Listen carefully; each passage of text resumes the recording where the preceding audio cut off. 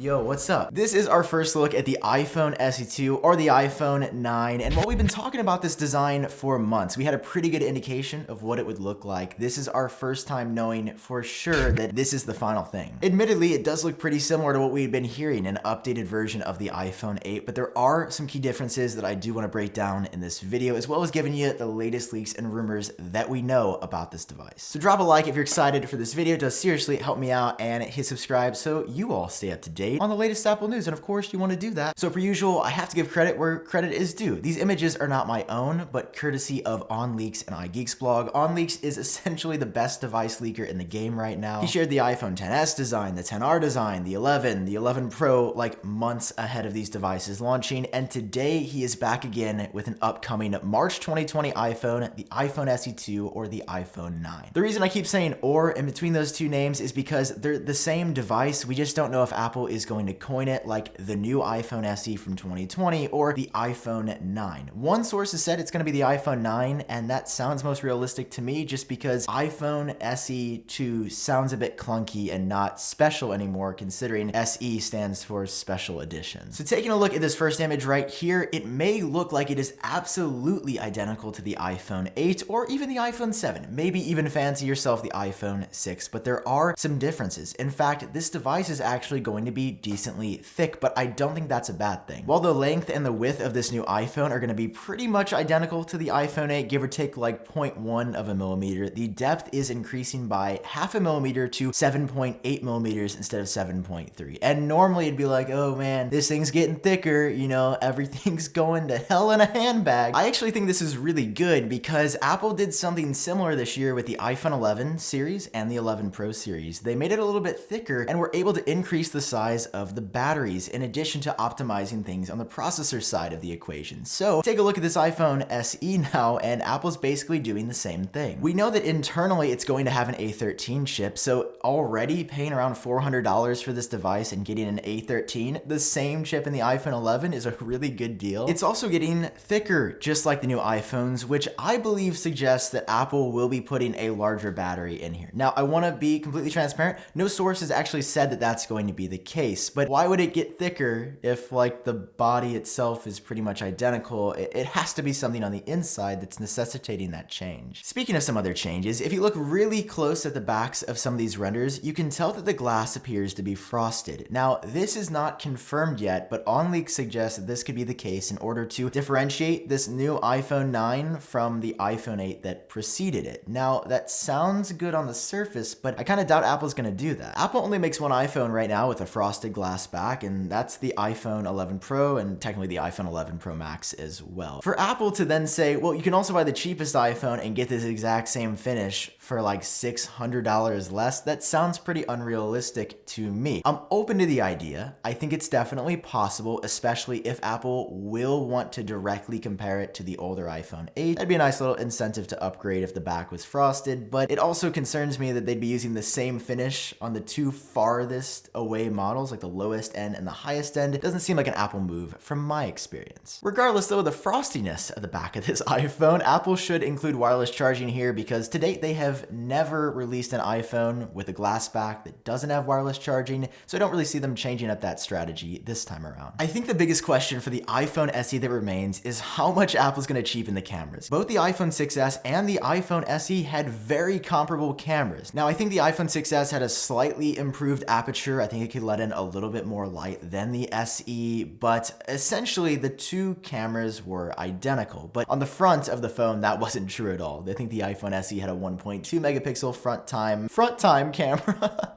I think I've said that in videos before. We're just going to call it the front time camera from now on because you have a good time when you're using the front time. The SE had 1.2 megapixels and the 6S had, I think, a 5 megapixel shooter. So I think Apple's actually going to probably use like a 5 or 6 megapixel front time camera on the SE, where the iPhone 11 series has, what, 8 or 12 megapixels now? So on the front, I wouldn't expect anything special on the new iPhone 9 here, but on the back, we could potentially see a very comparable, if not identical camera to what we have on the new iPhone. But obviously, it's going to be 12 megapixels. It's not going to be a dual camera setup or a triple camera setup. This will definitely be with one lonely sad camera, the easiest way to show that you have the cheapest iPhone. But that's not a bad thing. I'm not like trying to say, oh, you have the cheap iPhone, like one's better than the other. I think for $400, this phone is going to be a really good deal, and that's the current price we're hearing, between $400 and $500. And at either of those price points, maybe even smack in the middle at $450, this may very well be the best value iPhone you'll be able to buy when it drops sometime reportedly in March. Pretty much everything else on the new iPhone is standard to what we've known for a while. Unfortunately though, like the original iPhone SE, there is not going to be a headphone jack on this one. I mean, if you thought that was coming back at this point, I'm sorry. It's not. It's not coming back ever. You got your speakers on the bottom, your standard lightning port, your volume up and down buttons on the left side, and then your power button on the right side. Obviously, because the original iPhone SE was in the design of an iPhone 5S, it had power button on the top and that headphone jack down at the bottom. But I'm really excited to see what Apple does a little bit different here. Like I said, most of the changes, they're happening internal. It's what you can't see. Back in 2016, that was what made the iPhone SE such a good deal then. It was a really good, smaller iPhone for people that didn't want to spend a lot of money, and it did a really great job. It seemed like it sold really well because, I mean, I'm just gonna say that, I'm gonna put this out here. A lot of older family members do not understand how any of us could possibly spend $1,000 on our phones every year, and